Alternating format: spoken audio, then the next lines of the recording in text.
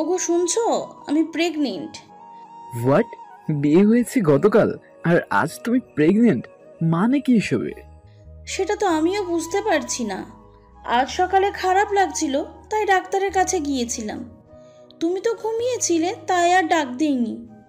সত্যি করে বলো, বিয়ের আগে কার সাথে একাম করেছিস? আরে সত্যি বলছি, আমি কারোর সাথে কিছু করিনি। আর বিয়ের আগে তো তোমার সঙ্গে আমার 4 বছর রিলেশন ছিল। তবে কিভাবে বলতে পারো এটা? দেখো নিপা, শারীরিক সম্পর্কে যুক্ত না হলে কেউ প্রেগনেন্ট হয় না, এটা অবশ্য তুমি ভালো করে জানো। তবে এখানে নতুন করে কি বলবো তোমাকে? এতক্ষণ ঝগড়া করছিল ইমরান আর নিপা।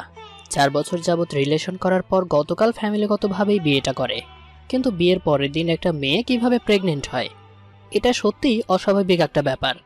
তাছাড়া বাসর ঘরেও তারা কোনো কিছু করেনি। আবার করেনি বলতে কিছুই করেনি তা নয়, একেবারে কিছুই করেনি। খালি নেগেটিভ নেন কেন?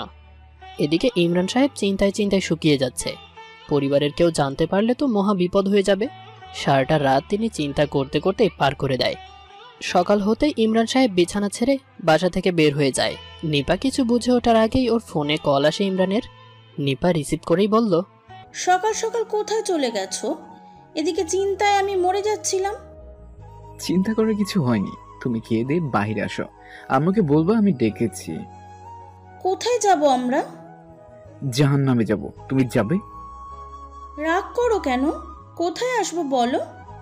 চৌরাস্তার পাশে এসো। আসছি। নিপা কলটা কেটে ফ্রেশ হতে চলে যায়। ফ্রেশ হবার পর রেডি হয়ে চলে যায় ইমরানের কাছে। খাবারটাও খেয়ে যায়নি মেয়েটা। এই সময়ে কয়জন বা খেতে চায়, কিন্তু এটাই তো ছিল নিপার শেষ যাওয়া। দুপুর পেরিয়ে বিকেল হলো, বিকেল পেরিয়ে সন্ধ্যা নামলো। বাসার সবাই চিন্তায় পড়ে যায় ভীষণ। ফোনেও তাদের পাওয়া যাচ্ছে না, দুজনের ফোনই সুইচ অফ। এদিকে রাত নেমে এসেছে, চারদিকে যত অন্ধকার হচ্ছে, আবছা আলো ছায়াটা যেন বাড়ির উপরেই এসে পড়েছে। সকালবেলা বের হলো, আর এখন রাত 12টা ছুঁই ছুঁই, তাও তাদের নিশানা নেই। অবশেষে ইমরানের আব্বু পুলিশের সাহায্য নেয়। পুলিশকে কল দিয়ে জানিয়ে দেয় ব্যাপারটা। পুলিশ পুরো শহর জুড়ে তাদের খুঁজে চলেছে। রাত 3টা 25 বাজে, এখনো কেউ ঘুমায়নি, অপেক্ষারত হয়ে আছে সবাই। কবে মিলবে দেখা? রাত ঠিক 4টা 43 মিনিটে থানা থেকে একটা ফোন কল আসে। ইমরানের আব্বু রিসিভ করার 1 মিনিট পর মাথা ঘুরে পড়ে যায়। সবাই দৌড়ে আসে ওনাকে ধরে, চোখ মুখ আর মাথায় পানি দিয়ে অবশেষে ওনার জ্ঞান ফেরে। সবাই কৌতূহল হয়ে জিজ্ঞেস করে কি হয়েছে। ইমরানের আব্বু ওদের জানায় নিপার লাশ নাকি চৌরাস্তার পাশে একটা ডাস্টবিনে পড়ে আছে, আর ইমরান সাহেব নাকি ঢাকার নাইট ক্লাবে মদ খেয়ে ফুর্তি করতেছিল। পুলিশ সেখান থেকে ইমরানকে গ্রেপ্তার করে বাড়ির সবাই ঘটনা শুনে দৌড়ে যায় থানায়। গিয়ে দেখে নিপার লাশ পড়ে আছে থানার বারান্দায়, আর ইমরান জেলখানায় মাতাল অবস্থায় বসে আছে। পুলিশ ইমরানের পরিবারকে আরও জানায় যে নিপার ফোনে একটা কল রেকর্ডিং পাওয়া গেছে, যার থেকে স্পষ্ট বোঝা যায় নিপার হত্যাকারী ইমরান। ইমরানের আব্বু আম্মু কিছুতেই বিশ্বাস করল না। বাধ্য হয়ে পুলিশ তাদের রেকর্ড শোনায়। রেকর্ড চালু হবার পরই সবাই মন দিয়ে শুনছে। সকাল সকাল কোথায় চলে গেছো? এদিকে চিন্তায় আমি মরে যাচ্ছিলাম। চিন্তা করার কিছু হয়নি, তুমি খেয়ে দিয়ে বাইরে আসো, আম্মুকে বলবো আমি ডেকেছি। কোথায় যাব আমরা? জাহান্নামে যাব, যাবে তুমি? রাগ করো কেন? কোথায় আসবো বলো? চৌরাস্তার পাশে এসো। আসছি। রেকর্ড শেষ হবার পর পুলিশ আরও একটা নিউজ দেয়, নিপা প্রেগনেন্ট ছিল, আর সে ব্যাপারে কেউ কিছু জানে না। বিয়ের পরের দিন প্রেগনেন্ট কেউ হতে পারে না, কিন্তু নিপা প্রেগনেন্ট ছিল। অর্থাৎ এইটা জানতে পেরেই ইমরান নিপাকে খুন করে।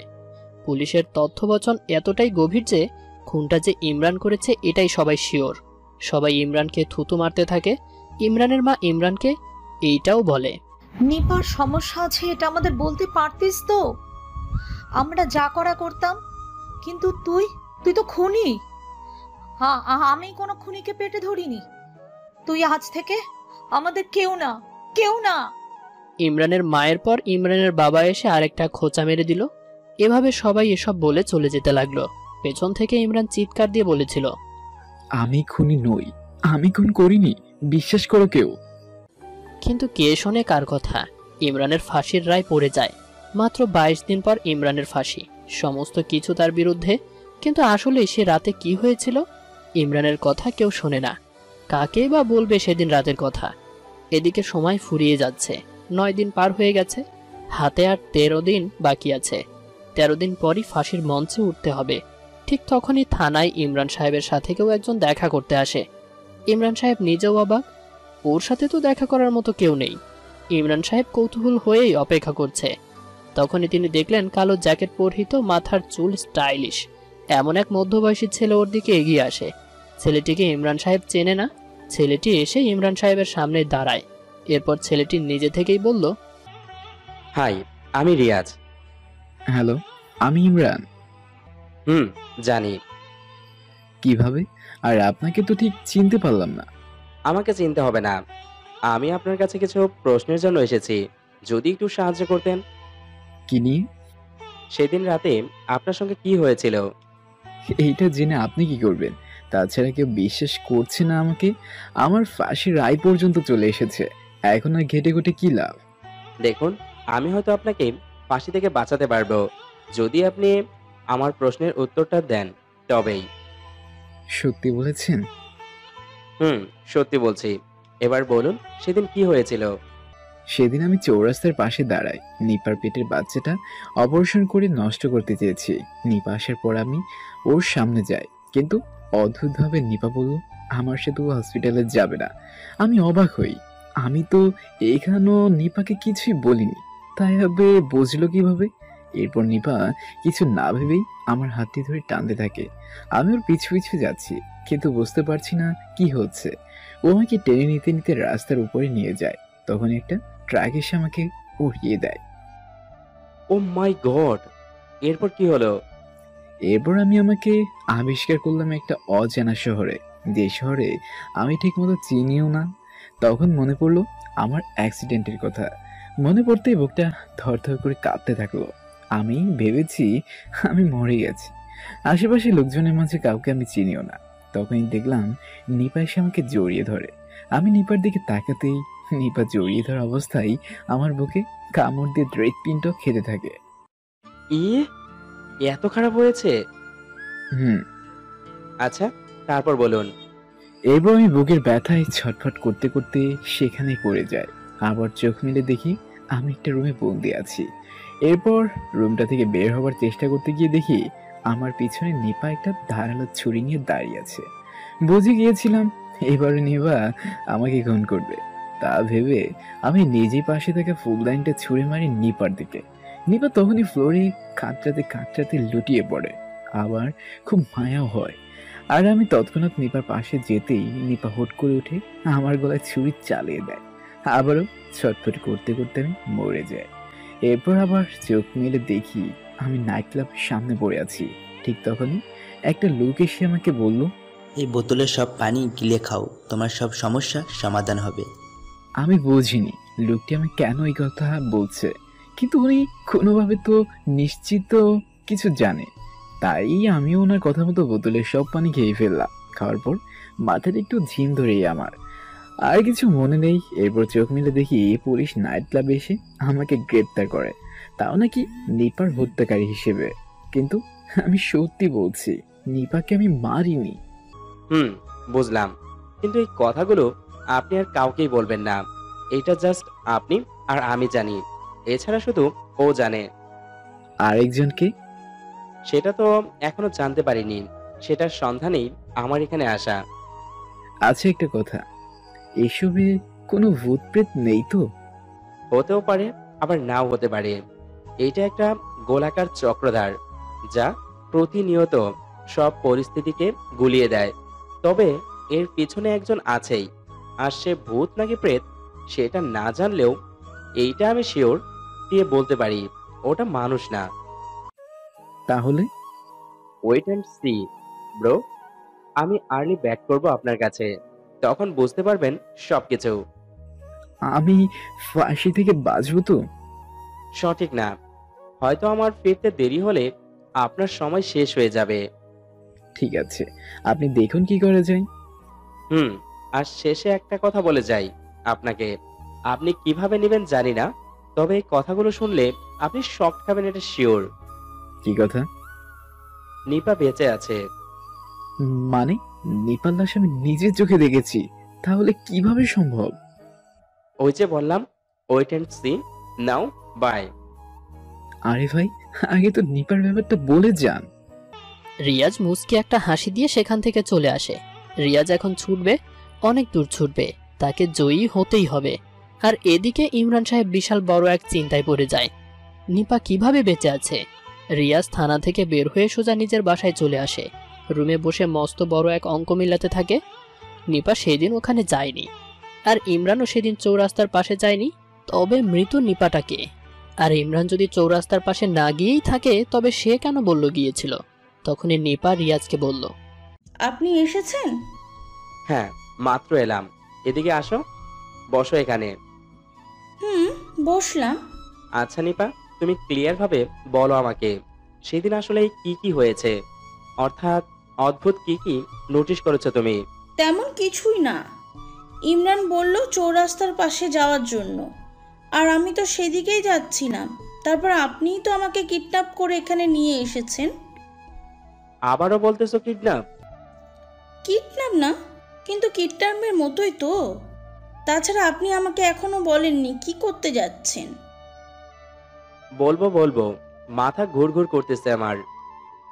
এই বলবো বলবো কথা শুনে আসছি 9 দিন থেকে, কিন্তু কিছুতেই বলছেন না। আচ্ছা এইটা বলুন, আপনি কে? আর এসব নিয়ে কেন ঘাটছেন? খুব জানতে ইচ্ছে হচ্ছে। অনেক বেশি। ওকে, এত করে যেহেতু বায়না ধরেছো, তবে শোনো। আচ্ছা বলুন। আমার নানা আমাকে ছোটবেলায় গল্প বলতো, তবে একটা গল্প খুবই ইন্টারেস্টিং ছিল। আমার নানার মুখ থেকে যেভাবে শুনেছি সেভাবেই বলছি তোমাকে, শোনো তাহলে। গল্পটি এক অবুঝ বালকের। সে থাকে অবুঝ বালকের মতো। ছোটবেলায় মা বাবাকে হারিয়ে একা একা বড় হয়েছে। রাস্তায় থেকে বাসি খাবার তুলে খাওয়াই ছিল তার জীবন। অবহেলাপূর্ণ ব্রতভ্রমণ করে এগিয়ে যাচ্ছিল সে। কারণে অকারণে মানুষের মার খেতে হতো। তবে অবাক করার বিষয় হচ্ছে, বাচ্চাটির বয়স 409 বছর। কে বাচ্চা নয়, সে বাচ্চা যে সবাই দেখে। প্রাণহানি যখন শুরু হয়, তখন এই বাচ্চা হয় সবার মাথা। সবাই ঝুঁকে পড়েছে তার কাছে। বিপদের সংকেত ঢেলেছিল দুষ্টু জিনের দলেরা। বাচ্চাটার 495 বছর পূর্ণ হওয়ার পরে হুট করে বুড়ো হয়ে যায়। বুড়ো ত্বক ছিল যুবকদের মতো। করছিল সে বিয়ে। তার হয় ফুটফুটে এক বাচ্চা। সেই বাচ্চা সাধারণ কেউই নয়, সেও তার বাবার মতো আরো 500 বছর বাঁচবে। আরো 500 বছর? হ্যাঁ। তারপর কি হয়েছিল? ঘটনাটা নানার মুখ থেকে শোনার পর আমার কেমন যেন মনে হলো সবকিছু সত্য একটা কাহিনী। আমার মনে হলো নানা তখন খুব ভয় পাচ্ছে। যখন কথাগুলো বলছিল, নানা সেদিন গল্প বলেই রুমে চলে যায়, আর আমি আম্মুর সাথেই ঘুমিয়ে পড়ি। বয়স আমার তখন 3 বছরের কাছাকাছি ছিল। রাত ঠিক 2টা নাগাদ আমার নানু চিৎকার মেরে ওঠে। সঙ্গে সঙ্গে আমরা সবাই নানুর রুমে চলে আসি। এসে দেখলাম নানা অনেক কষ্ট পাচ্ছে। চোখ বড় বড় করে তাকিয়ে আছে উপরের দিকে। নিঃশ্বাস নিতে কষ্ট হচ্ছে নানার। So sad. এরপর? পরে সবাই ভাবলো নানা মনে হয় মরে যাবে। এই ভেবেই সবাই কান্না শুরু করে। নানা অনেক জোর খাটিয়ে বলে উঠল, রিয়াজ ছাড়া সবাই রুম থেকে বের হও। নানার কথায় সবাই অবাক হলেও বের হতে বাধ্য। আমি দরজা বন্ধ করে নানার পাশে গিয়ে দাঁড়াই। নানা আমাকে বলল, শোন রিয়াজ, সে এসে গিয়েছে। মানুষ হয়েই সমাজে ঠাঁই নিবে, কিন্তু ওটা মানুষ না। সে অনেক ভয়ঙ্কর, তার মায়াবিদ্যা অনেক গভীর। তুই এখনো ছোট, কিন্তু এর রহস্য তোর বের করতে হবে। তার বিনাশিক তোর ব্যক্তি তুই নিজেই। তোর 15 বছর বয়স হবার পরে তুই ছোটা শুরু করবি, অনেক ছুটবি। আগে তাকে চিনবি, তারপর তাকে বিনাশ করবি। নানা এই কথাটা বলেই ধরফর শুরু করে। আমি নানার হাতে হাত রাখতেই নানা আবার বলল, তোর কাছে আমি একটা জিনিস রেখে যাচ্ছি। এই বাড়ির নিচে আম গাছের গোড়ায় একটা গর্ত করবি। প্রয়োজনে সেই গাছটা কেটে ফেলবি। এখানে তুই একটা অস্ত্র পাবি, সেইটা দিয়েই তুই সেই শত্রুকে শেষ করবি। তবে একটা কথা, তুই যেই দিন সেই শয়তানকে দেখতে পাবি, যেই দিন সেই শয়তানের মুখোমুখি হবি, সেই দিনই তুই অস্ত্রটা বের করবি, তার আগে নয়। এইটাই ছিল নানার শেষ কথা। এরপর নানা হুট করেই চুপ হয়ে যায়। আমি নানা বলে এক চিৎকার দিয়েছি, আর অমনি সবাই রুমের বাহির থেকে কান্না জুড়ে দিল। ও সরি, আমি বুঝতে পারিনি। সমস্যা নেই, এখন আমার লক্ষ্যবস্তুই হচ্ছে সে শয়তানটাকে খুঁজে বের করা।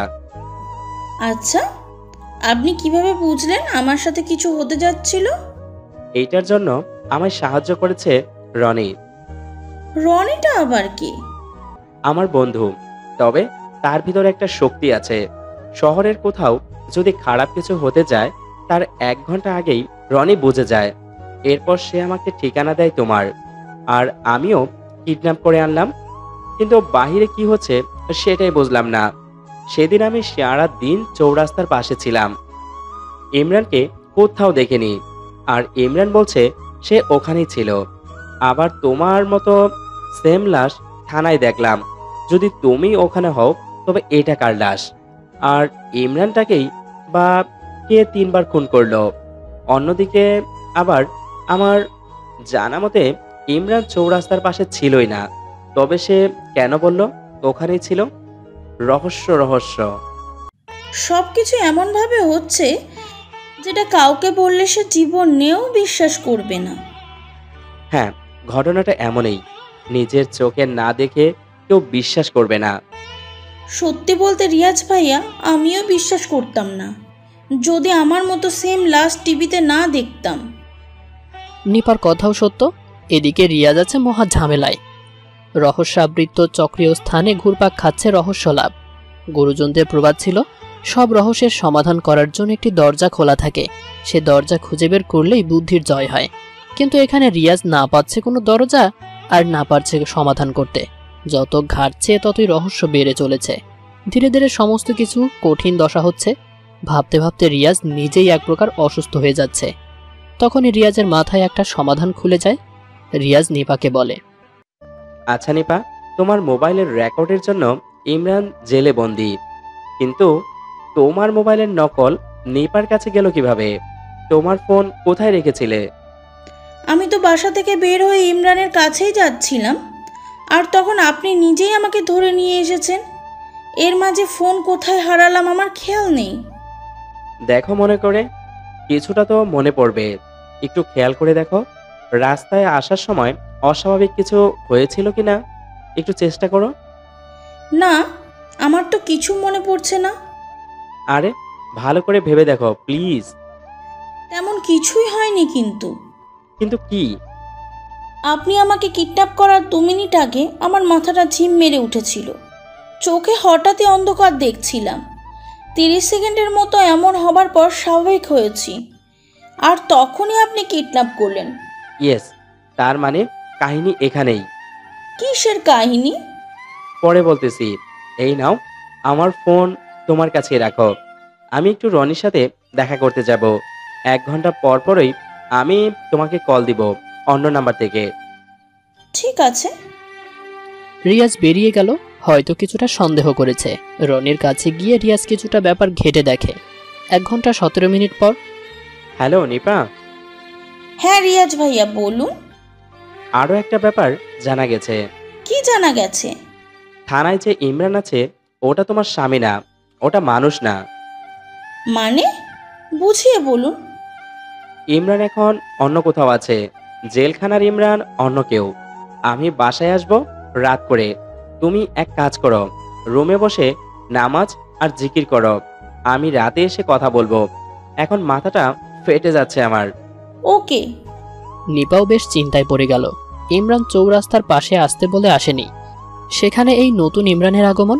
নিপা নিজে রিয়াজের বাসায়, তবে থানায় নিপার লাশ কিভাবে থাকে? আর থানায় এই ইমরানকে, যে নিপার খুনের দায়ে ফাঁসির রায়ে ভুগছে। তাছাড়া নিপাও তো খুন হয়নি, তবে থানার নিপাকে খুন করেছে কে? আর ইমরান যদি জেলে থাকে, তবে আসল ইমরান কোথায়? সবকিছুর পেছনে কার হাত আছে? দেয়ালের ওপারে সে কে, যে এভাবে রহস্য নিয়ে খেলছে? সবাই তো ভূত প্রেত না, কিন্তু বারবার এই একটা বাক্য কেন বলতে হচ্ছে? ওটা মানুষ না? নিপা ভাবতেছে রুমে বসে বসে। তখনই দরজায় কেউ নক করে। নিপা চমকে ওঠে। বাসায় তো কেউ আসার কথা না, তবে দরজায় টোকা দিল কে? নিপা ভয়ে ভয়ে বিছানা থেকে উঠে দরজার দিকে যায়। এরপর দরজার ফুটো দিয়ে তাকিয়ে দেখে রিয়াজ এসেছে। অবাক হয়ে যায় নিপা। রিয়াজ এত জলদি এলো কেন? হয়তো কোনো বিপদ হয়েছে।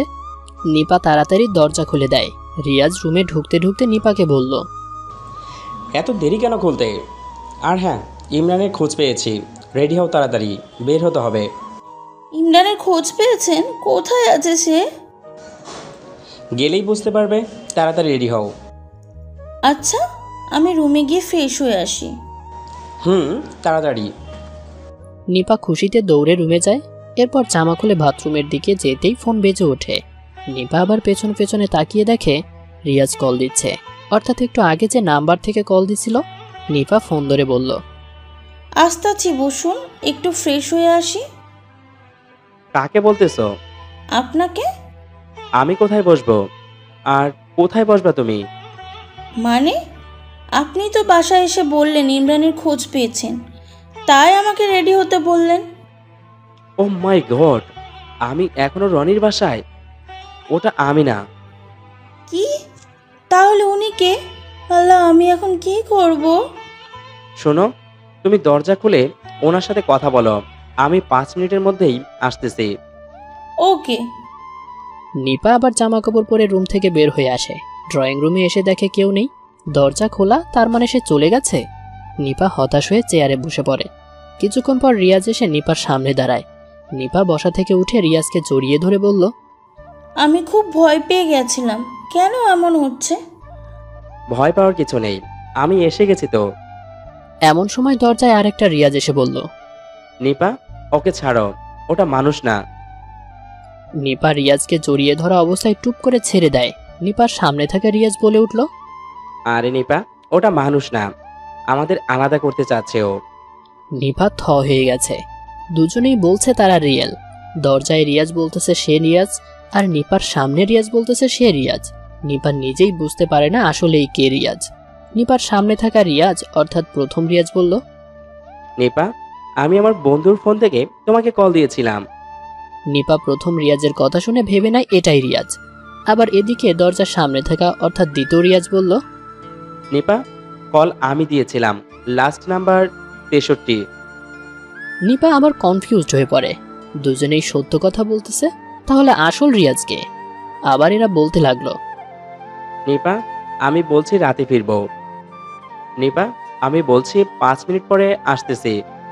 আমি আজ ইমরানের সাথে দেখা করে এসেছি। আমি নকল ইমরানের গোপন তথ্য দিয়েছি তোমাকে। আমি তোমাকে কিডন্যাপ করছি। আমি তোমাকে বাঁচানোর জন্য কিডন্যাপ করেছি। ওদের কথা শুনে নিপার কান দিয়ে ধোয়া বের হচ্ছে। দুজনই সব সত্য কথা বলতেছে, কোনটা আসল আর কোনটা নকল সেটা যে সে কিভাবে বুঝবে? তখনই আবার দরজায় থাকা রিয়াজ বলল, নিপা, আমার নানা একটা অস্ত্র একটা গাছের নিচে রেখেছে। গাছটির নাম তুমি আর আমি জানি। ওকে জিজ্ঞাসা করো গাছটির নাম কি। দ্বিতীয় রিয়াজের কথা শুনে প্রথম রিয়াজ অর্থাৎ নিপার সামনে থাকা রিয়াজ হ্যাবলা হয়ে যায়। সে উত্তর দিল কদম গাছ। নিপা বুঝে গেছে দরজার রিয়াজ আসল রিয়াজ। নিপা এক দৌড়ে রিয়াজের সামনে চলে যায়। নকল রিয়াজ ভয়ে এক দৌড়ে জানালা দিয়ে পালিয়ে যায়, যেন জানালা থেকে লাফ দিয়ে সে অদৃশ্য হয়ে গেল। অবশেষে রিয়াজ দম ফেলে। এক বিপদেই পড়েছিল সে। রিয়াজ রুমে এসে বসে পড়ে। এখন কাকে বিশ্বাস করবে? রিয়াজের রূপেই যদি নকল রিয়াজ এসে ধোকা দেয়, তবে রহস্য বের হবে কিভাবে? আর এসব কিছু করে কে এত বড় বিপদের মুখে ফেলে দিচ্ছে ওদের? নিপা রিয়াজকে জড়িয়ে ধরে আছে। মেয়েটিও ভয় পেয়েছে খুব। রিয়াজ আবার প্রথম থেকে হিসাব মেলাতে লাগলো। নিপা এক রাতেই প্রেগনেন্ট হয়েছে কিভাবে? নিশ্চয়ই কোনো শয়তান করেছে এসব। যদি সে শয়তান নকল ইমরান হয়, তবে নিপা সেজে কে গেল? নকল নিপা নকল ইমরানের হাতে কেন খুন হলো? আসল ইমরানকে যদি নকল ইমরান গায়েব করে আসল ইমরানের জায়গায় বসে, তাহলে নিপাকে সরিয়ে নকল নিপা এসেছে কোথা থেকে? আর জেলে নকল ইমরান অবাক হয়ে গেছে নিপা বেঁচে আছে শুনে, অর্থাৎ শয়তান খেপেছে নিপা বেঁচে আছে বলে। তাহলে ইমরান যে নিপাকে মেরেছে, অর্থাৎ নকল নিপা সেজে যে খুন হয়েছে, সে নিপাকে। ফলাফল বের হয় এখানে শয়তান দুইটা। নকল ইমরানকে অর্থাৎ এক শয়তানকে ধোকা দিল আরেক শয়তান। নিপাকে প্রেগনেন্ট করেছে নকল ইমরান, কিন্তু প্রেগনেন্ট যদি সে করে তাহলে সে কেন নিপাকে খুন করতে যাবে? আর নিপার বাচ্চা নষ্ট না হতে দেওয়া শয়তান কেন নিপাকে বাঁচালো? তার মানে রুমে এসেছে নকল ইমরানের শয়তান, কিন্তু নকল নিপার শয়তানটাকে। আর সব হলেও উদ্দেশ্য তাদের কি, কি চায় তারা? না না, হিসাব ঘুরে ফিরে আবার প্রথম দিকে চলে যাচ্ছে।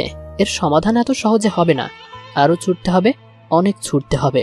নিপা রিয়াজকে বলল, আচ্ছা, জেলখানায় ইমরান যে নকল সেটা আপনি কিভাবে জেনেছেন? তুমি বেঁচে আছো শুনে সে খুব রেগে গিয়েছিল আর অদ্ভুত ব্যবহার শুরু করেছে। তাই আমি রনির কাছে গিয়ে সূত্র বের করার চেষ্টা করি। সেই দিন যেহেতু ইমরান চৌরাস্তার পাশে আসেইনি, তাহলে নিশ্চয়ই জেলের ইমরান মিথ্যা বলেছে।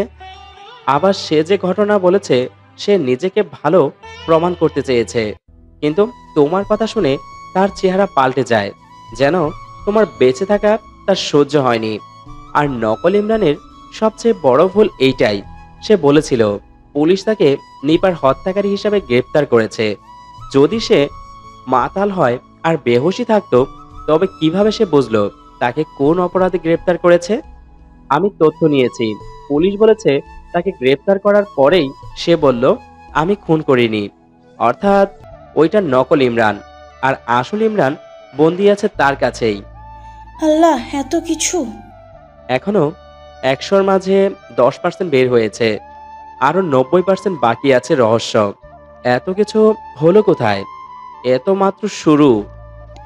আচ্ছা, ওদের বিনাশ করবেন কবে? কি বলবো, এখনো বুঝতে পারিনি আসল শয়তান কোনটা আর নকল শয়তান কোনটা। কাকে শেষ করব আর কিভাবে করব? ওরা তো অনেক শক্তিশালী, মানুষ হয়েও ওরা মানুষ না। এখন কি করবেন? জানি না, কিন্তু জানতে তো হবেই। ভাবতে দাও। একটু পর রাত নেমে আসবে, আমি ঘুমাবো কার সাথে? এতদিন কিভাবে ঘুমাইছো? যা হচ্ছে আমি একা ঘুমাতে পারবো না, আপনি আমার সাথে থাকুন না। আপনি সোফায় ঘুমান, আমি খাটে ঘুমাই। কিন্তু প্লিজ না করবেন না। ঠিক আছে, ডান। রাতে নিপা রান্নাঘরে রিয়াজকে খাওয়ায়। রিয়াজ খেয়ে দিয়ে সোফায় শুয়ে পড়ে, নিপাও খাটে শুয়ে পড়ে। সবকিছু নিয়ে ভাবতে ভাবতে রিয়াজের দু চোখের পাতা এক হয়ে যায়। কখন ঘুমিয়ে পড়ে রিয়াজ নিজেও টের পায়নি। গভীর রাতে হঠাৎ লাফ মেরে ওঠে। রিয়াজের বুকে কেউ ছুরি ঢুকিয়ে দিয়েছে। রিয়াজ বুকে হাত দিয়ে এক চিৎকার দেয়। রিয়াজের চিৎকার শুনে নিপাও ঘুম থেকে ওঠে, জোরে চিৎকার মারে। রিয়াজ কোকাতে কোকাতে বলল, তুমি? ছুরি হাতে নিয়ে রনি জোরে জোরে পৈশাচিক হাসি দিয়ে বলল, হ্যাঁ আমি। রিয়াজ রনিকে নিজের প্রাণের চেয়েও বেশি ভালোবাসতো। আজ সেই রনি রিয়াজের বুক ছিদ্র করে দিল। রিয়াজের আফসোস নেই, কিন্তু এক জায়গায় বড্ড ইচ্ছে জেগে যায়। রনি কেন ছুরি মারল? এইটাই কি রনি, নাকি এটাও মানুষ না? রিয়াজ বুকে হাত দিয়ে রক্ত থামানোর চেষ্টা করছে। গড়গড় করে বের হয়েই যাচ্ছে রক্ত। বুকের যন্ত্রণাময় ব্যথা তীর তীর করে তাকে নিয়ে যাচ্ছে মৃত্যুর দিকে। রিয়াজ কোনোভাবে সোফা থেকে নিচে নেমে যায়। ছুরিটা বুক থেকে বের করে হামাগুড়ি দিয়ে নিপার কাছে যেতে চাচ্ছে। নিপা এসব দেখে প্রায় বোবা হয়ে গেছে। বিছানার মাঝে জ্ঞান হারিয়ে পড়ে যায় নিপা। রনি ছুরিটা আবারও হাতে নিয়ে হামাগুড়ি অবস্থায় রিয়াজের পিঠে কষে মেরে দেয়। রিয়াজ আবার ঢলে পড়ে ফ্লোরে। রক্তে ফ্লোর লাল হয়ে গেছে। কাতরাতে কাতরাতে রিয়াজ রনির দিকে দুই হাত জোর করে বলে, প্লিজ দোস্ত, আমাকে আর মারিস না, খুব ব্যথা পাচ্ছি, আমি এবার মরেই যাব রে। রিয়াজের অনুরোধ রনির কান পর্যন্ত যায়নি। হয়তো গেছে, কিন্তু রনি শুনতে চায়নি। রনি এবার রিয়াজের ঠিক মুখ বরাবর, অর্থাৎ রিয়াজের নাক বরাবর ছুরি ঢুকিয়ে দেয়। রিয়াজ থরথর করে কাঁপতে লাগলো। এ যেন এক মৃত্যুর সাথে লড়াইয়ের যুদ্ধ। রিয়াজের সারা মুখ ভর্তি চামড়ার রক্তে ভেসে যায়। অনেকক্ষণ ছটফট করার পর শান্ত হয়ে যায় রিয়াজ। ফ্লোরে নিষ্পাপ শিশুর মতো পড়ে আছে। রুমে আর কারো কোকড়ানোর শব্দ নেই, আর নেই কারো কান্নারূপে ক্ষমা চাওয়ার অনুরোধ। রিয়াজের পুরো দেহ শীতল হয়ে পড়ে থাকলেও চোখ দিয়ে গড়িয়ে পড়ছে অশ্রুজল। এদিকে রনি নিপার দেহ নিয়ে চলে যায়। কোথায় গেছে কেউ জানে না, জানবেও বা কি করে? নিপার খোঁজ শুধু রনি আর রিয়াজ জানত। অন্যদিকে খবর ছড়িয়ে পড়ে ইমরান নামের কেউ নাকি জেল থেকে পালিয়ে গেছে। এমনভাবে পালিয়েছে যে সিসিটিভি ক্যামেরার ফুটেজ পর্যন্ত দেখা যায়নি। অথচ সিসিটিভি সারাক্ষণ অন ছিল। পুলিশ খুঁজতে থাকে ইমরানকে। মর্গে নিপার লাশ নাকি প্রতিদিন রাতে কান্না করে, যেন বিশাল বড় একটা ইঙ্গিত দিচ্ছে। এই কান্নার অর্থ হয়তো এমন, সর্বনাশ হবে সবার। কেউ কেউ রাতের আধারে রাস্তায় দেখতে পায় কয়েকজন লোক মিলে রাস্তায় কুকুর মানুষ খাচ্ছে। অদ্ভুত এইটাই, সব মানুষগুলোর চেহারা একই রকম। রাতের বেলা এদের দেখা গেলেও দিনের বেলা এদেরকে কেউ দেখে না। সাধারণ মানুষের মতোই তারা, কিন্তু কানে মুখে সবাই বলে ওটা মানুষ না। শহরে শুরু হয়ে যায় এক আজগবি কাণ্ড। কেউ বিশ্বাস করে, আবার কেউ করে না। যারা বিশ্বাস করে তারা সবাই নিজের চোখে তাদের দেখেছে, আর বাকিরা চোখে দেখার পর বিশ্বাস করে, নয়তো নিজেরাই শিকার হয়ে যায়। শহরটা সন্ধ্যার পর শান্ত হয়ে যায়। এ শহরে সন্ধ্যার পর বাড়ি ফিরে যায় হাজারো শ্রমিক। সারাদিনের রোজগার দিয়ে চালিয়ে যায় সারাটা দিন। এখন আর সেটা হয় না। বড় বড় সাহেবরা বিকেলের পরে অফিস ছুটি দিয়ে দেয়। সীমিত সময়ের মাঝে কেউ রোজগার করে, কেউ না খেয়ে পড়ে থাকে। রাতের বেলায় সাহেবের স্ত্রী কন্যা নিয়ে বের হতো রেস্টুরেন্টে। এখন তারা ভয়ে বের হয় না। দিনের বেলায় হাজারো ব্যস্ততার মাঝে তাদের কেটে যায় সময়, কিন্তু এতে ক্ষতি শ্রমিকের চেয়ে বেশি হয় সাহেবদের। রিক্সা চালিয়ে ওরা 2 মুঠো ভাত জোগাড় করে রাতে ঘুমায়, আর কখনো খাবার না জুটলেও মাথা ব্যথা থাকে না, কারণ এটাই তাদের অভ্যস্ত হয়ে গেছে। সাহেবরা কাজের প্রেসারের সারাদিন খেতেও ভুলে যায়। চিন্তায় বিছানায় ভর্তি হয়ে গেছে অনেকে। ওরা নিজেদের পৃথিবীর সবথেকে সুখী মানুষ মনে করত, কিন্তু আজ তারাই অসুখী, ঠিক চীন দেশের মতো। আজ করোনা ভাইরাসের জন্য তাদের সব অহংকার মাটি চাপা। এদিকে 4 মাস পার হয়ে যায়, একই কাণ্ড ঘটেই চলেছে। রাতে মর্গ থেকে নিপার কণ্ঠে কেউ কান্না করে, আর রাতের বেলায় রাস্তার একই চেহারার কিছু লোক বের হয়। সবকিছু একটা রুটিনের মধ্যে চলে আসে। এভাবেই চলে আসছে দিন। প্রতিবাদে নেই কারো শক্ত হাত। রিয়াজকে ছুরি মারার পর আর কোনো খবর আসেনি। 4 মাস পর নিপা হঠাৎ তার নিজের বাড়ি আসে। বাড়ির সবাই নিপাকে দেখে অবাক। মেয়েটির পেট ফুলে অনেক বড় হয়ে গেছে। প্রেগন্যান্টের চিহ্ন স্পষ্ট বোঝা যাচ্ছে। নিপা দরজা অবধি এসেই সেখানে পড়ে যায়। বড্ড দুর্বল হয়ে গেছে। নিপার পরিবারের কেউ ভয়ে এগিয়ে আসছে না। সবাই জানে নিপা মৃত, তবে মৃত নিপা কিভাবে বাড়িতে আসবে, তাও প্রেগন্যান্ট অবস্থায়? ওদের গুনগুনের মাঝে নিপা একটা কথাই ভাবছে, একই চেহারার লোকগুলোকে নিপার কণ্ঠে কে কান্না করে? রনি কেন এই 4 মাস ওর সঙ্গে সহবাস করলো? আমার ইমরান কি বেঁচে আছে? আর যদি রিয়াজ থাকতো তবে একটা কিছু করত। নিপা এসব ভেবে ভেবেই ফ্লোরে অজ্ঞান হয়ে পড়ে যায়। নিপার বাবা দৌড়ে এসে নিপাকে ওনার বুকে টেনে নেয়। শত কিছু হলেও মেয়ে তো ওনারই। এদিকে নিপার বাবা কল দেয় হসপিটালে। ওখানকার লোকেদের সঙ্গে কথা বলে জানতে পারে নিপার লাশ এখনো মর্গেই আছে, তবে আগের থেকে পচে গলে অন্যরকম হয়ে গেছে। এখন কোনোভাবেই নিপার চেহারার সাথে মিল পাওয়া যাবে না। নিপার পরিবার ভেবে নেয় হয়তো নিপার চেহারার মতো কারো লাশ ওখানে। ওটা তো নিপার নাও হতে পারে। এক চেহারার হাজারো লোক থাকে, এতে কনফিউশন হওয়ার কিছু নেই। এদিকে জেল থেকে পলাতক ইমরানকে খুঁজে পাওয়া যাচ্ছে না। ইমরানও বা কোথায় তা নিয়ে চিন্তিত হয়ে পড়ে ডিপার্টমেন্ট। কিন্তু নিপার ফিরে আসার কথা জেনে পুলিশ হাল ছেড়ে দিয়েছে। যেহেতু নিপা খুন হয়নি, তবে ইমরানকে খুঁজে লাভ কি? তবে অদ্ভুত একটা রহস্য রয়েই গেল। ইমরান পালিয়ে গেল কিভাবে? সিসিটিভি ক্যামেরার কোনো ধরা পড়ল না। সে যাই হোক, ডিপার্টমেন্ট একটা দিক দিয়ে চিন্তামুক্ত হলেও দেশ নিয়ে বড্ড ঝামেলায় আছে। রাতে বের হওয়া লোকগুলো কে? আবার নাকি সবার চেহারা এক। একই চেহারার এতগুলো মানুষ রাস্তায় কুকুর আর মানুষ ধরে খায়। লাশটা সকালবেলা লাশের বাড়ির সামনে পৌঁছে যায়। তা নিয়ে একের পর এক গবেষণা করে যাচ্ছে তারা। তবে ওরাও যে নিজেদের প্রাণের ভয়ে এগিয়ে যাচ্ছে না, যাবেই বা কি করে? প্রাণের ভয় সবারই থাকে। মর্গে নিপার নকল লাশ প্রতিদিনই কান্না করলেও গতকাল নাকি হেসে উঠেছে। লাশের এমন কাণ্ডে এতদিন সবাই চুপিসারে মেনে নিলেও আজ আর কেউ চুপচাপ নেই। সাংবাদিক এসে লাশের ভিডিও বানাচ্ছে, চ্যানেলে লাশের ভিডিও ভাইরাল হচ্ছে, আর ব্রেকিং নিউজ আসছে লাশ হাসে কাঁদে। আর কিছু কিছু ইউটিউবার টাইটেলে লিখে দিচ্ছে, এ কি কাণ্ড করলো, একটি মেয়ের লাশ। লাশের হাসিটা নাকি খুবই ভয়ানক ছিল। পুরো হসপিটালের রোগীরা হাসির শব্দ শুনেছে। বরাবর 1 মিনিট যাবত এই হাসির সুর ভেসে বেরিয়েছে পুরো মর্গে। রাত 12টার পর এই কাণ্ড ঘটেছে। সব রোগীরা থ হয়ে গিয়েছিল তখন। শোনা যায় পরের দিন সবাই হসপিটাল ত্যাগ করে, অন্য হসপিটালে শিফট হয়ে যায়। এজন্যই ভাইরাল হয়, এ কি করলো একটি মেয়ের লাশ। এদিকে নিপার পেট ধীরে ধীরে বড় হচ্ছে, পেটে বাচ্চা হয়ে পরিপূর্ণভাবে বেড়ে উঠছে। বাড়ির সবাই জিজ্ঞাসা করায় নিপা বলে সে এই বাচ্চা রাখবে না। নিপার মুখে কালো মেঘের ছায়া সবাই দেখছে। এ কয়দিনে সবাই এটাই ইমরানের বাচ্চা ভাবলেও এখন বুঝতে পারছে এইটা অন্য কারো। তৎক্ষণাৎ নিপাকে হসপিটালে নেওয়া হয়। নিপা প্রচণ্ড ব্যথায় কুকিয়ে ওঠে। পেটের ভেতর থেকে যেন সে নারাজ অনুভূতি প্রকাশ করছে। পেটে লাথি মেরেই যাচ্ছে লাগাতার। নিপা যন্ত্রণায় কাতর হয়ে বরাবরের মতো আবার অজ্ঞান হয়ে যায়। নিপার পরিবার দ্রুত নিপাকে হসপিটালে নিয়ে অপারেশনের কাজ শুরু করতে বলে। কয়েক ঘন্টা পর ডাক্তার অপারেশন থিয়েটার থেকে বের হয়ে আসে। নিপার আব্বু দৌড়ে এসে ডাক্তারকে বলে, ডাক্তার সাহেব, আমার মেয়ে কেমন আছে এখন? আপনার মেয়ে ঠিক আছে, কিন্তু কি ডাক্তার সাহেব? আপনার নাতিন একটা অঘটন করে ফেলেছে। আমার নাতিন মানে? আরে ওটা নাতিন না, আমাদের ডাস্টবিনে ফেলে আসবো এখন? আরে থামুন, কান্না করার কি আছে? সে কি করেছে আগে তো শুনবেন। আচ্ছা বলুন ডাক্তার সাহেব। অপারেশন করার পর বাচ্চাটি আমাদের নার্স মুক্তার কোলে রাখা হয়, কিন্তু অদ্ভুতভাবে বাচ্চাটি মুক্তার একটি স্তন কামড় দিয়ে খেয়ে ফেলে। হঠাৎ এত বড় মুখ কিভাবে হয়ে গেল জানি না, একেবারে জানোয়ারের মতো মুখের তোর বড় করে ফেলে। ও মাই গড, এখন নার্স মুক্তা কেমন আছে? ভালো না, এখন ওর অপারেশন করতে হবে। আর বাচ্চাটি অনেক শক্তিশালী, শিকড় দিয়ে বেঁধে রেখেছি দোলনাতে। যত তাড়াতাড়ি সম্ভব এই আপদ দূর করুন, না জানি আবার কার কি খেয়ে ফেলে। ওকে ডাক্তার সাহেব। নার্সের অপারেশন চলছে, এদিকে নিপার আব্বু বাচ্চাটাকে 13 তলা বিল্ডিং থেকে ফেলে দেয়, যাতে সাপও মরে আর লাঠিও না ভাঙে। নিপাকে সেদিনই অন্য একজন নার্স সহ বাসায় নিয়ে আসে।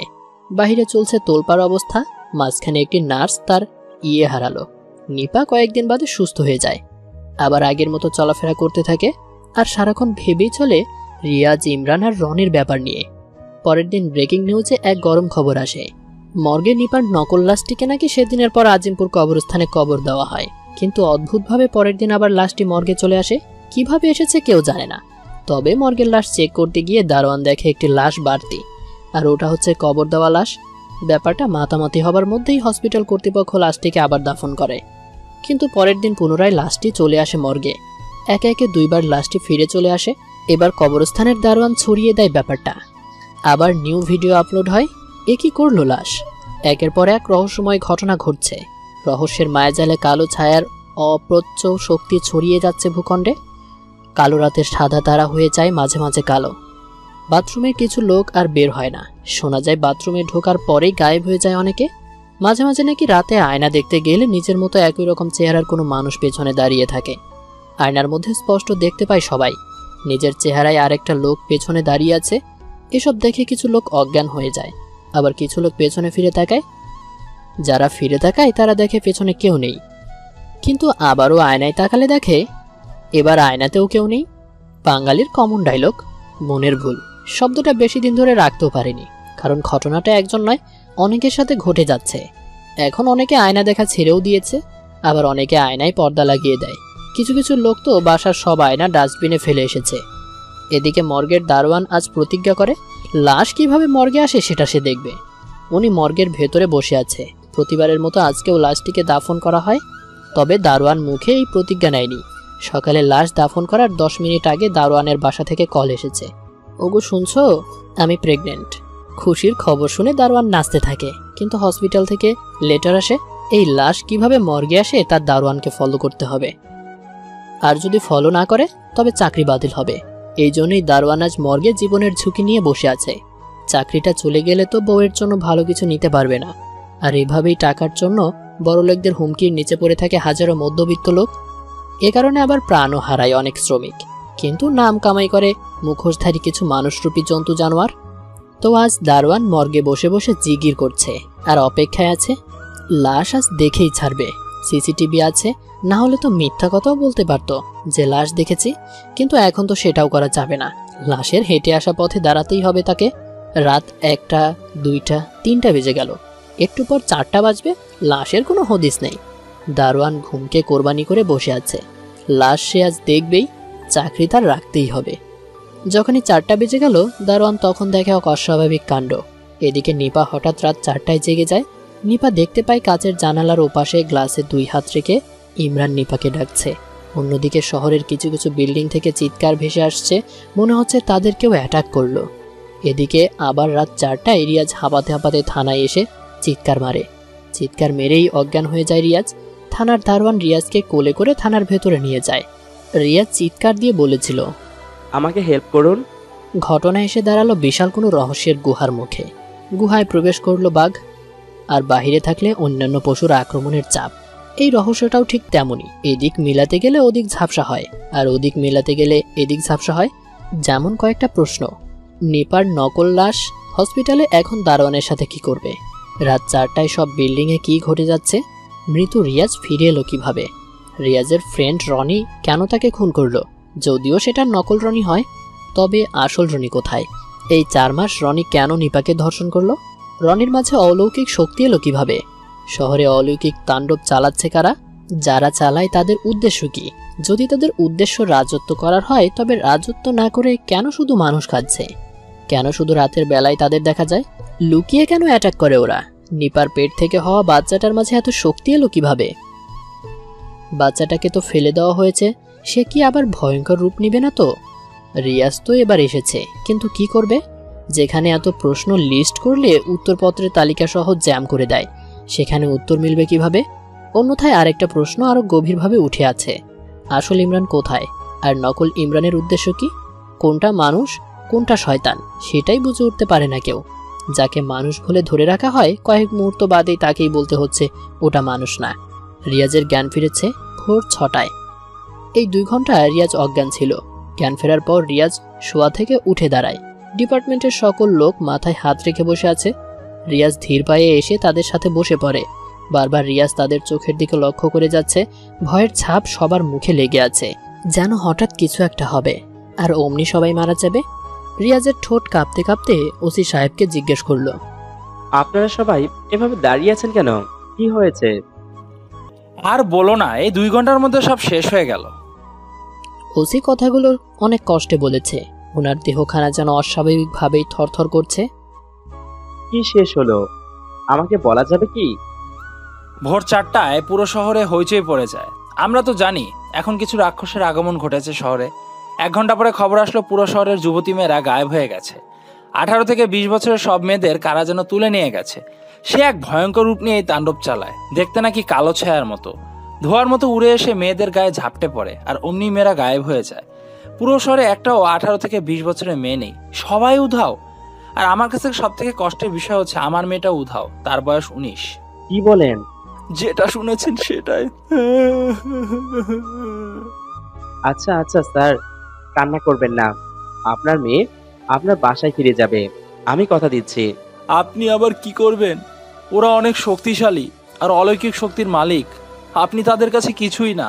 তা তো সময় বলে দিবে। তবে যদিও আমার কিছু হয়ে যায়, তবে এইটা মনে রাখবেন, আপনার না, শুধু এই শহরের যত মেয়ে গায়েব হয়েছে সবাই ফিরে আসবে। আর আমি রিয়াজ, একবার যা বলি সেটাই করি। দেখা যাক তবে। কিন্তু আপনি কে? আর রিয়াজ নামের কেউ তো নিখোঁজ ছিল। নিপা নামের একজন মেয়ে এসে রিপোর্ট লিখছিল। নিপা? হ্যাঁ, নাম তো নিপাই। কয়েকদিন আগে একটা ভেজাল হয়েছিল ওর স্বামীকে নিয়ে। ওনার স্বামীর নাম ইমরান। ওয়েট, নিপা রিপোর্ট লিখেছে কখন? এই তো গতকাল বিকালবেলা। অদ্ভুত, নিপা তো বাড়িতে, আর নকল নিপা মর্গে। এখানে আবার তৃতীয় নিপা এলো কোথা থেকে? আপনি মর্গের নিপার সম্বন্ধে জানেন? হ্যাঁ, আমি সবই জানি। আর এই ঝামেলার প্রথম থেকেই আমি জড়িয়ে আছি। ঠিক করে বলুন তো, কে আপনি? আরে, পরিচয় দিতে গেলে সময় শেষ হয়ে যাবে। তবে আমার উপর আস্থা রাখার কারণটা বলে দিচ্ছি। বলুন। 4 মাস আগে আমাকে খুন করা হয়, তাও আমার কাছের কেউ করেছে। কিন্তু সে আসল নাকি নকল তা আমি জানি না। আমি মারা যাবার 2 দিন পর হঠাৎই চোখ মেলে ফেলি। আমি ভাবলাম হয়তো আমি কোনোভাবে বেঁচে গেছি, কিন্তু না। আমি ওঠার পর দেখি আমার দেহ সোফায় পড়ে আছে, অথচ আমি উঠে দাঁড়িয়ে গেলাম। নিজেকে মৃত বলে দাবি করতে কষ্ট হচ্ছে। এরপর দেখি কেউ আমার পিঠে হাত রাখলো। স্পর্শটা খুব চেনা আমার। তাকিয়ে দেখি আমার নানা আমার সামনে, অথচ আমার নানা মারা গেছে অনেক আগেই। নানা আমাকে তখন কি যেন বলেছে, আমি ঠিক বুঝতেও পারিনি। নানা কোন ভাষায় তখন কথা বলেছে সেটাও আমার অজানা। জীবনে কখনো ওরকম ভাষা আমি শুনিনি। মনে হলো নানার ভাষার চাইতেও চায়না ভাষা অনেক সহজ। নানা আমাকে কি যেন বলে আমার মাথার উপর হাত রাখে, আর অমনি আমার মাথায় কিসের যেন আলো জ্বলে ওঠে। সাদা আলো, প্রচন্ড গতি ছিল সেই আলোর। এত তীব্রভাবে আলো ছড়াচ্ছিল আমি চোখে কিছু দেখতেও পারছিলাম না। অনেকক্ষণ পর নানা আমাকে আবার সেই অদ্ভুত ভাষায় কিছু কথা বলল, কিন্তু এইবার আমি নানার ভাষা বুঝতে পারছি। নানা বলেছে, রিয়াজ, তোর কাছে এমন কিছু শক্তি আছে তা তোর কাজে লেগে যাবে।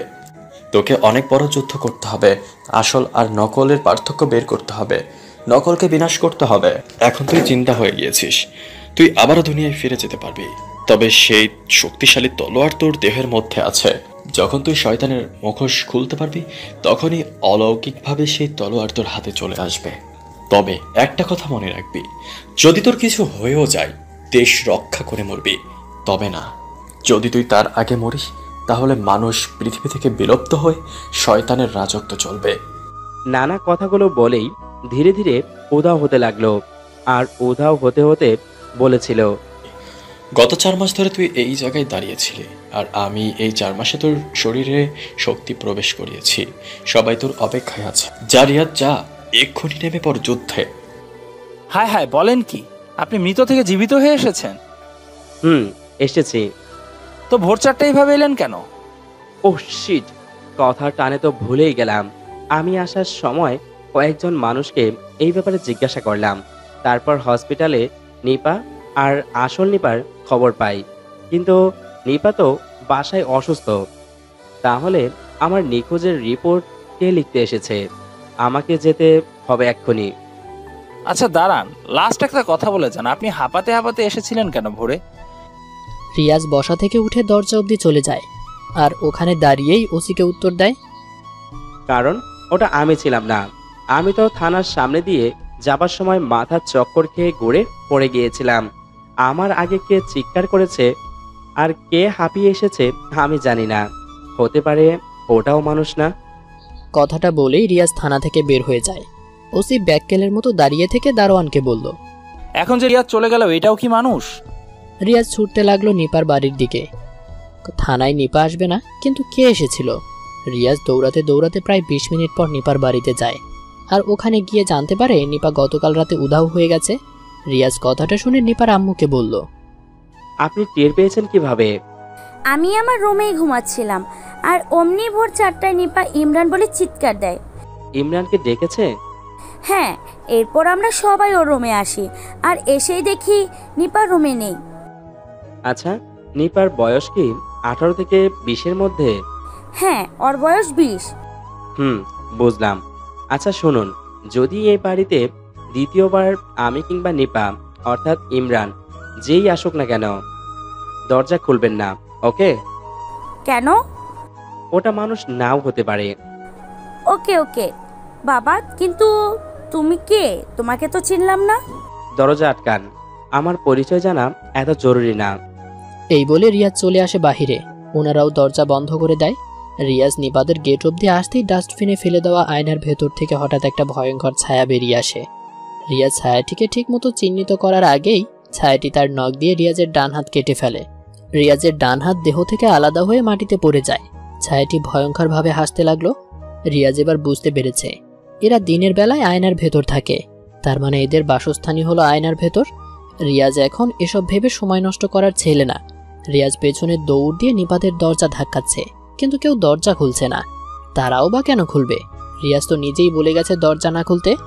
রিয়াজ দরজা ধাক্কাচ্ছে, আর এতক্ষণে ছায়াটা এসে রিয়াজের বাম হাতটাও কেটে দেয়। এবার রিয়াজ ধরপড় করতে করতে দরজার সামনেই লুটিয়ে পড়ে। ছায়াটা সেই অবস্থায়ও রিয়াজের পেটের নাড়িভুড়ি বের করে ফেলে। রিয়াজের নাক মুখ থেকে রক্ত বের হতে লাগলো। নিপার বাসার সবাই জানালা দিয়ে এসব দেখেই যাচ্ছে।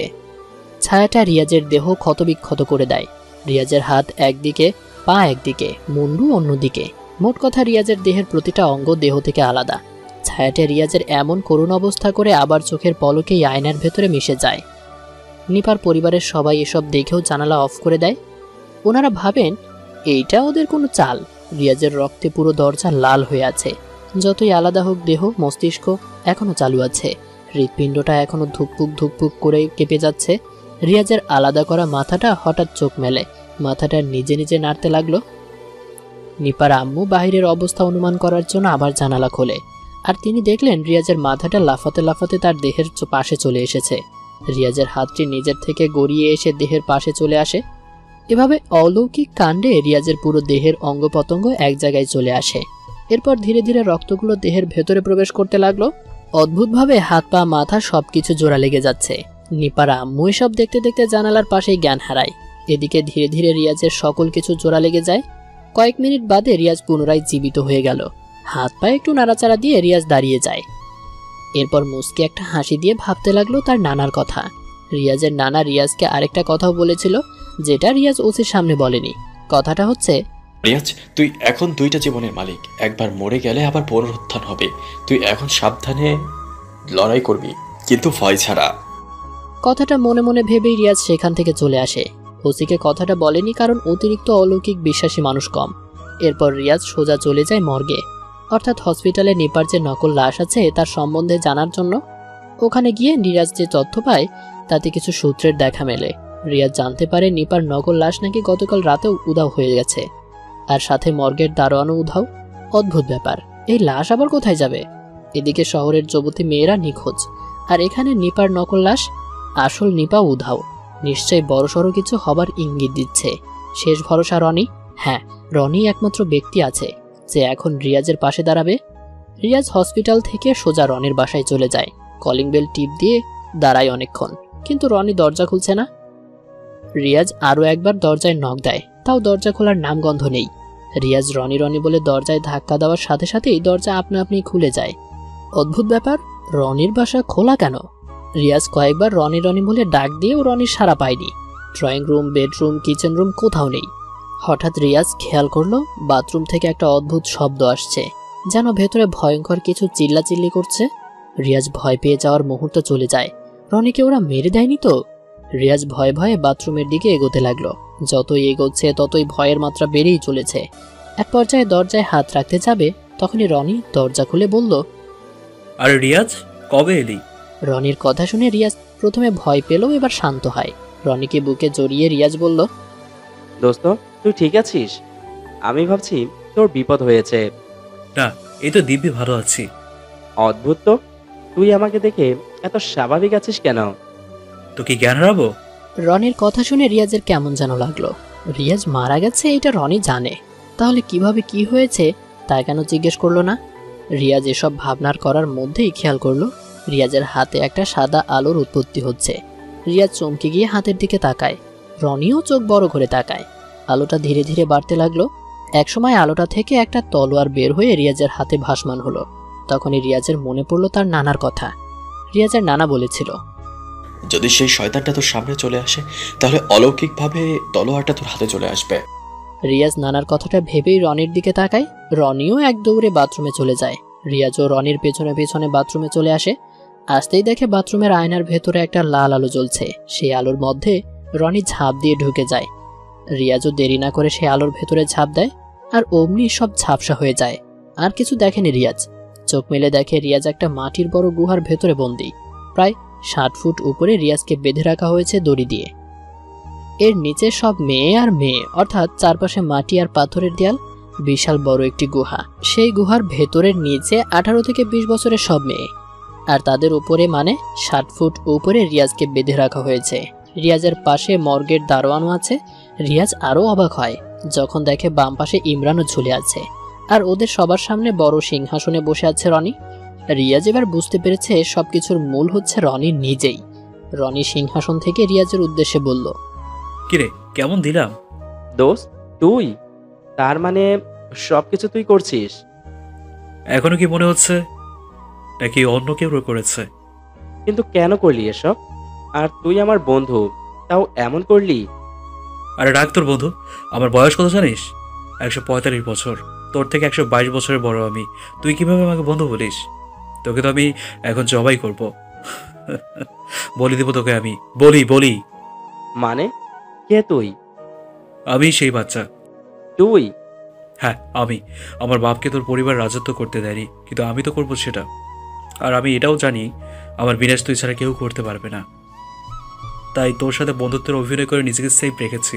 আমি কিছু করলে তুই সন্দেহ করতে পারিস, তাই সব কাজ সব চিন্তা তোকে দিয়ে দিয়েছি, যাতে তুই নিজেই আমাদের বাঁচাতে চাস। আর সেটাই হলো আমি যা চেয়েছি। বেঈমান, তুই তো বহুত খারাপ। হ্যাঁ, শয়তানের বংশধর আমি। আমি খারাপ হব না তো কে হবে? হ্যাঁ, তাহলে আসল নকলের ব্যাপারটা কি ছিল? দ্বিতীয় ব্যক্তি, তৃতীয় ব্যক্তি, তারা কারা? ওরা সবাই আমার পোষা শয়তান ছিল। নকল ইমরান, নকল নিপা, নকল তুই, সবই আমার হাতের খেলা। ইমরানকে আমি এখানে বন্দি করে তোকে পাঠিয়েছি নিপাকে আনতে। সেই নিপাকে আমি 4 মাস ধর্ষণ করে নকল ইমরানকে পাঠিয়েছি জেলে। নকল ইমরান আর নকল নিপার ফাঁদে তুই পড়ে নিজে আটকে গেছিস, আর আমি অপেক্ষায় ছিলাম সেদিনের জন্য যেদিন আমার বাচ্চা আসবে এই জগতে। আর সে এসছেও, কিন্তু নিপার বাপ আমার বাচ্চাকে মেরে ফেলেছে। আজ এখানে সবার রক্ত আমার বাচ্চার উপর দিলে সে জীবিত হবে, আর সে হবে এই পৃথিবীর সব থেকে শক্তিশালী। আর তোকে বলে দিলে আমি হব অমর, আমার কোনো মৃত্যু হবে না। ও আচ্ছা, তার মানে নিপাকে বিয়ের আগে তুই প্রেগনেন্ট করছিস? তোকে তো নানা করছে। সাবধানে কথা বল বেঈমান, তুই আজকে আমার হাতে মরবি। তুই এখন মরার গুচ্ছায় আছিস আর আমাকে ধমক দিচ্ছিস? সবার আগে তো তোকেই বলে দিতে হবে তাহলে। আরে বোকা, তুই ভুলে গেছিস আমার হাতে অলৌকিক তলোয়ার আছে, দেখ এবার। এ কথা বলে রিয়াজ হাতের মাঝে সেই তলোয়ারকে স্মরণ করে, আর অমনি হাতে সাদা আলো জ্বলে আর তলোয়ার ভাসমান হয়। রিয়াজ দড়িটা কেটে এক লাফ দিয়ে চলে আসে নিচে। রিয়াজ মাটিতে নামতেই শয়তান সব রিয়াজের উপর ঝাঁপিয়ে পড়ে। রিয়াজ হাতের তলোয়ার দিয়ে সবাইকে আঘাত করতে লাগলো, আর রিয়াজ যুদ্ধ করেই যাচ্ছে। এক এক করে শয়তানদের মাথা হাত পা আলাদা করে দিচ্ছে। তলোয়ার ওদের গায়ে লাগা মাত্রই ওরা ক্ষতবিক্ষত হয়ে যাচ্ছে। রনি এসব দেখে নিজেও সিংহাসন থেকে লাফ দিয়ে রিয়াজের উপর চলে আসে। রিয়াজ যখন দেখলো রনি উড়ে আসছে, অমনি রিয়াজ তলোয়ারটা রনির পেটে ঢুকিয়ে দেয়। অমনি থরথর করে কাঁপতে লাগলো পুরো গুহা, ধীরে ধীরে ভেঙে পড়তে লাগলো পাথরের টুকরো।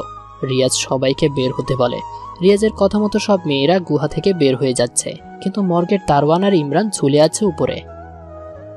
রিয়াজ এক লাফ দিয়ে ওদের দড়ি কেটে দেয়। তারাও ধূপধাপ করে মাটিতে পড়ে যায়, আর অমনি দৌড় দেয়। রিয়াজ সবাইকে নিয়ে বের হয়ে আসে গুহা থেকে। রনির লাশ গুহার ভেতর, আর 2 মিনিট বাদেই গুহা ভেঙে যাবে। রিয়াজ গুহার বাহিরে এসে দেখে সেই লাল আলো। রিয়াজ সবাইকে বলল এই লাল আলোতে প্রবেশ করলেই সবাই শহরে যেতে পারবে। রিয়াজের কথা মতো সবাই এক এক করে লাল আলোয় প্রবেশ করে নিজেদের শহরে চলে যাচ্ছে। এক এক করে অনেকেই চলে গেল। কিছুক্ষণ পর সবাই চলে গেল, শুধু ইমরান আর রিয়াজ বাকি রইল। ইমরানও চলে গেছে। রিয়াজও মাত্র প্রবেশ করবে, অমনি গুহার ভেতর থেকে একটি বাচ্চার হাসির শব্দ ভেসে আসতে লাগলো। রিয়াজ আলোতে পা রাখতে গিয়েও আবার পিছপা হলো। বাচ্চাটা হাসতে হাসতে বলতে লাগলো, আমিও 500 বছর বাঁচার জন্য আসতেছি। রিয়াজ কথাটা শুনেই আবার উল্টো দিকে দৌড়ে গুহার ভেতরে যায়। গিয়ে দেখে বাচ্চাটা শুয়ে শুয়ে হাসছে। রিয়াজ বাচ্চাটাকে বলল, 500 বছর না, আর 5 সেকেন্ড বাঁচবি। সাথে সাথে গুহাটা ভেঙে যায়। উপরের সব পাথর রিয়াজের উপর পড়তে যাচ্ছে। রিয়াজ চোখ বন্ধ করে বলল, না না, আমি তোমার কথা রেখেছি। এইটা বলেই সেই বাচ্চাটার পেটে তলোয়ার ঢুকিয়ে দেয় রিয়াজ। তলোয়ারের আঘাতে মারা যায় বাচ্চাটি। গুহা ভেঙে রিয়াজের উপর পড়ে। পাথর চাপা পড়ে যায় রিয়াজ। লাল আলোটাও উদাও হয়ে গেছে। 2 বছর পর। ওই নিপা, নিপা, আরে ইমরান, কি হলো? অফিসের টাইম হচ্ছে, নাস্তা দাও। দিচ্ছি বাবা, দিচ্ছি। আচ্ছা শোনো নিপা। বলো। তোমার এখন কয় মাস চলে? মাত্র 3 মাস, আর 7 মাস 10 দিন ধৈর্য ধরো। আরে সেটা না, আজ রিয়াজকে খুব মনে পড়ছে। ও থাকলে হয়তো আমাদের বাচ্চাটাকে খুব আদর করত। আমাদের জন্য সে নিজেই মরে গেল, আফসোস হচ্ছে। কে বললো রিয়াজ মারা গেছে? রিয়াজ বেঁচে আছে। আমাদের সবার হৃদয়ে রিয়াজ সারা জীবন বেঁচে থাকবে। হ্যাঁ তা তো ঠিক, কিন্তু আমার একটা ইচ্ছে আছে। বলো। এদিকে কাছে আসো। আসলাম, এবার বলো। আমাদের যদি ছেলে হয় তবে তার নাম কিন্তু রিয়াজ রাখবো। আরে আমিও তো সেটাই ভাবছিলাম। ওরে আমার সুইট বউ।